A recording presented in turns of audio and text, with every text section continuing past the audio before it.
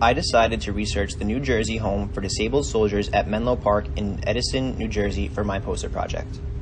The New Jersey Home for Disabled Soldiers relates to the theme of suffrage, as many times soldiers come home from war and they suffer from the consequences of going to war, such as physical or mental ailments, and all too often our veterans are found homeless, living on the streets of our country. The New Jersey Home for Disabled Soldiers at Menlo Park was built to replace the previous home for soldiers in Kearny, New Jersey. The original home was built to house disabled Civil War veterans and was the first institution of its kind in the United States. In 1888, this institution relocated to a larger facility that was also in Kearny, New Jersey. After the Spanish-American War, another expansion occurred. A second home for veterans was constructed in 1898 in Vineland, New Jersey. By 1929, the two existing homes did not meet the growing demands of New Jersey veterans due to the growing number of World War I vets who desired admittance.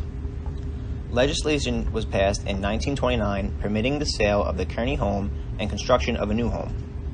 By autumn of the year, a 126-acre site near Menlo Park in Edison, New Jersey, had been chosen for the new home to be constructed. The home was initially designed with 80 beds and accepted disabled soldiers who were honorably discharged and who were residents of the state for at least 2 years prior to their application. As time progressed, the building would receive several alterations and additions. A wheelchair ramp was added to the front entrance in 1950. A second building with an additional 200 beds was constructed in 1963. Eventually, a third building was constructed with 50 more beds, and in 1976, a fourth and final building was built, providing another 100 beds. The building was constructed in the Tudor Revival architectural style. The building was designed with a T-plan main block and had two wings projecting from the ends of the main block. The foundation and framing of the building were mostly concrete with some steel columns and beams to support the framework. Walls were made up of either concrete or half-timbered stucco, wooden frames filled in with concrete or brick.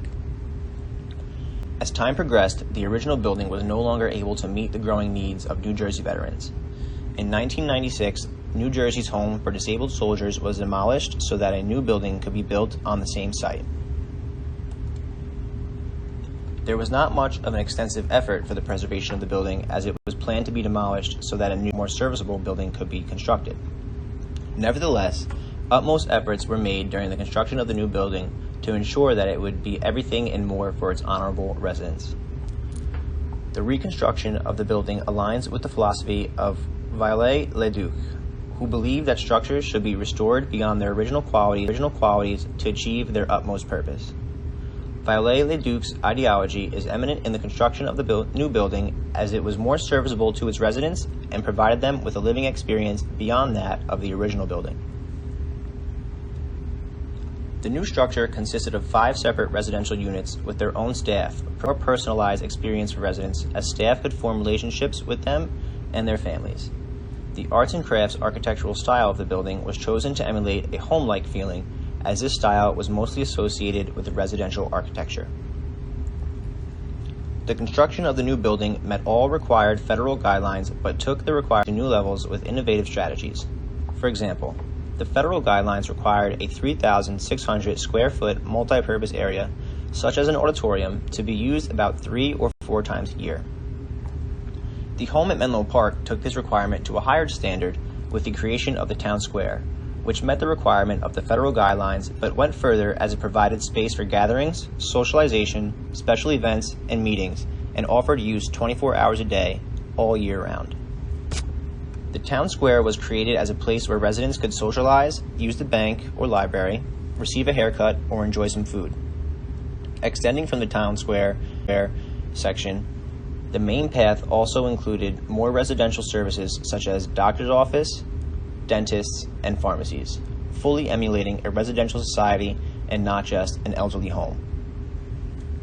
While veterans enjoy their old age while living at the soldiers' home, the home hosts events for them such as honor ceremonies for the remaining veterans of each war.